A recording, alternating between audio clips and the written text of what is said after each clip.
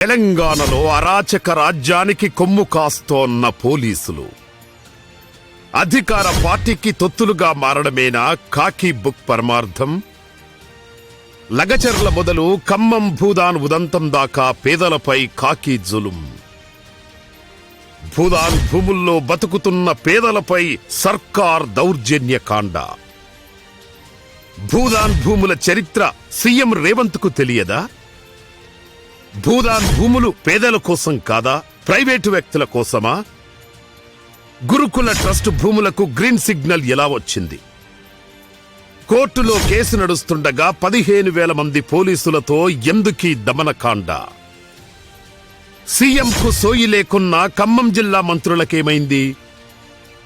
పేదల భూములను బుక్క పెట్టడమేనా రేవంత్కు తెలిసిన పాలన? నియంత రేవంత్ పాలనలో నాజీ సైనికుల్లా పోలీసుల వ్యవహార శైలి.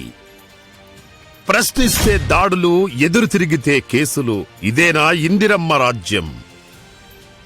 శాంతి భద్రతలు రక్షించాల్సిన పోలీసులు ప్రజల పాలిట రాక్షసుల్లా ఎందుకు మారారు? చట్టం అందరికి సమానం కాదా? కుమ్మెర జాతరలో చిన్నారిని చంపేసిన వారిపై కేసులేవి? పోలీసులపై బూతులతో రెచ్చిపోయిన జగ్గారెడ్డిపై చర్యలేవి? ప్రతిపక్ష నేతలు పేదలకు ఒక న్యాయం, కాంగ్రెస్ పార్టీ నేతలకు మరో న్యాయమా?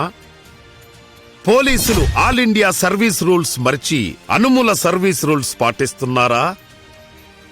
ఖాకీల కిష్కింద కాండ. బరాబర్ అడుగుదాం మీ టీ న్యూస్ లో.